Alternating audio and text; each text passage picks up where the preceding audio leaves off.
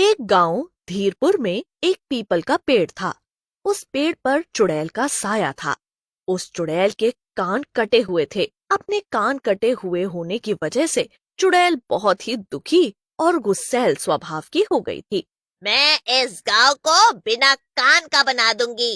जैसे मेरे कान नहीं है, वैसा ही सबको बना दूंगी। फिर सब के सब मंगल ग्रह से आए हुए दिखेंगे। जब से मेरे कान कटे हैं, मैं कुछ भी नहीं सुन पा रही हूँ, न गाने और न ही शोर। एक बार वो कल्लू नाई कहीं मिल जाए जिसने मेरे कान काटे हैं।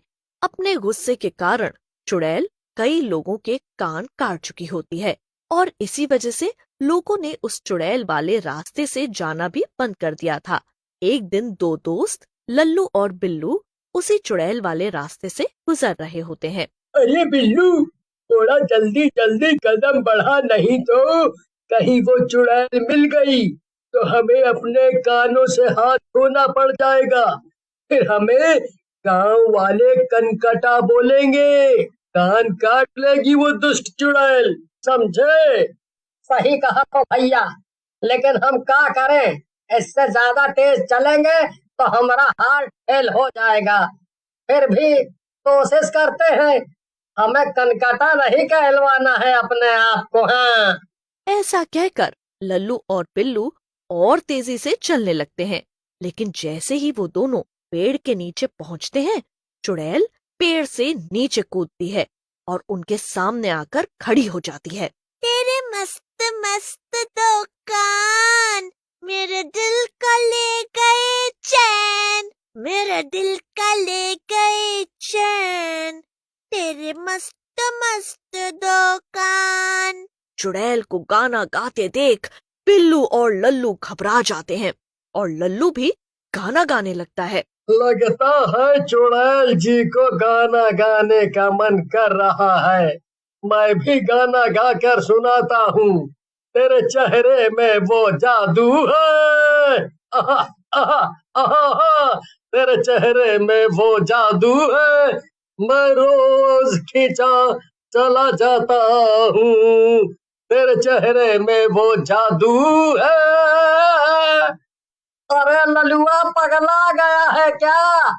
चुड़ैल के सामने गाना गा रहा है, हैं? इस चुड़ैल के बारे में सुना है? पहले ये अंताक्षरी खेलती है, फिर कान काट लेती है। इससे पहले अपने कानों का नंबर आए। चल भाग लेते हैं यहाँ से। हाँ, सही कहा तो भाई, भागो यहाँ से। अरे भागो यहाँ से और अपनी जान बचाओ। अरे भागो, अरे भागो। क्या समझा था तुम दोनों ने? कितनी दूर निकल पाओगे? मैं चुड़ैल हूँ, तुम्हारी बीवी नहीं, जिसे तुम गोली दे देते होंगे। चुड़ैल की बात सुनकर लल्लू घबरा जाता है। तू बोलता बहुत है छोटे रिचार्ज, लगता है तेरा टॉक टाइम खत्म करना ही पड़ेगा। ऐसा कहकर चुड़ैल लल्लू के कान काट डालती है।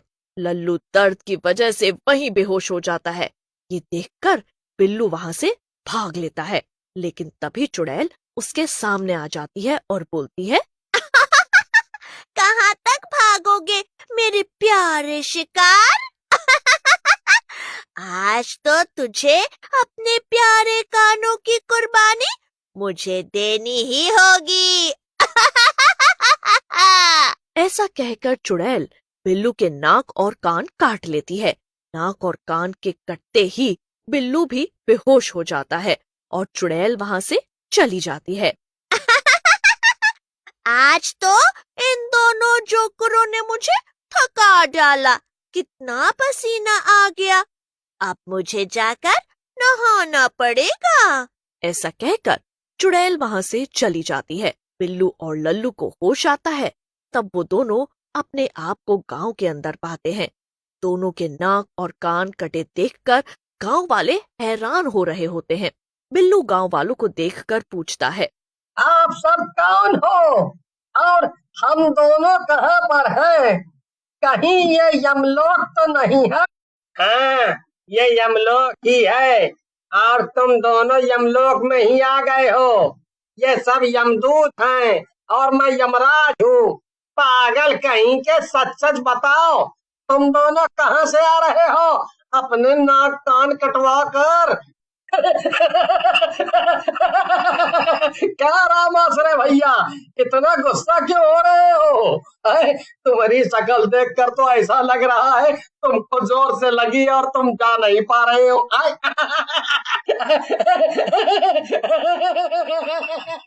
तभी वहां लल्लू की पत्नी राम प्यारी आ जाती है और बोलती है, हाय दैया, ये तुम्हारे चेहरे को क्या हो गया? कहाँ नाक और कान कटवा कर आ रहे हो? चलो नाक तक तो ठीक था, लेकिन तुम तो कान भी कटवाया है। अब मेरी डांट कौन सुनेगा? राम प्यारी की बात सुनकर वहां खड़ा चंदू बोलता है, क्या भाभी, तुम लल्लू भैया को डांट रही हो? अब मेरा मुंह मत खुलवाओ चंदू भैया। मुझे पता है तुम्हारी बीवी तुम्हारे साथ रात में क्या क्या करती है। रोज 1 घंटा मुर्गा बनते हो तुम। बड़े आए मेरा मजाक बनाने वाले।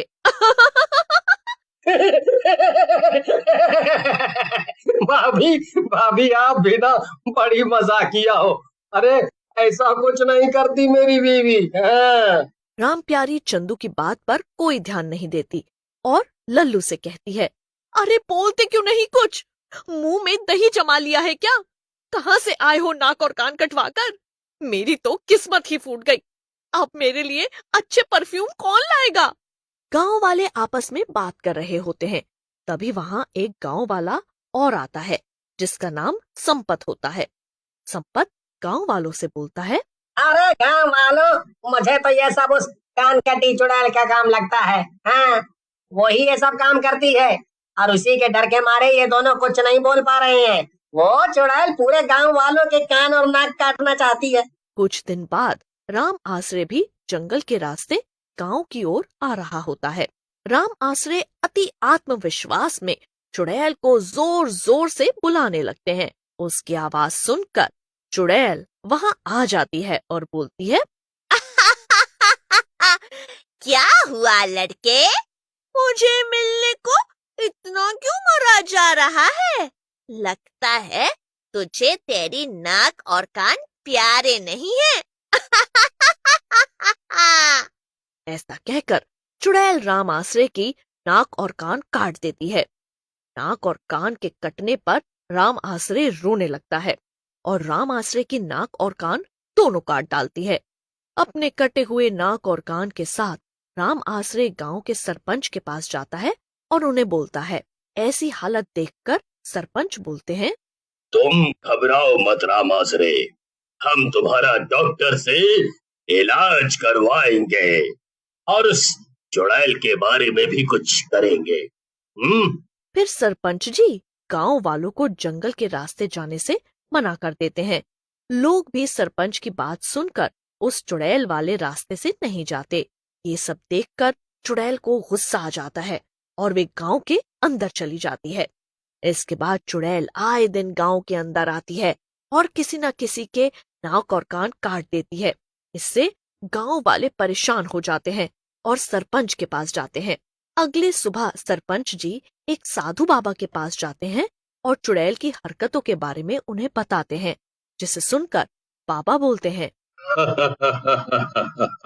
सरपंच जी, आप चिंता मत करो, मैं उस चुड़ैल से आपके गांव को मुक्ति जरूर दिलवाऊंगा।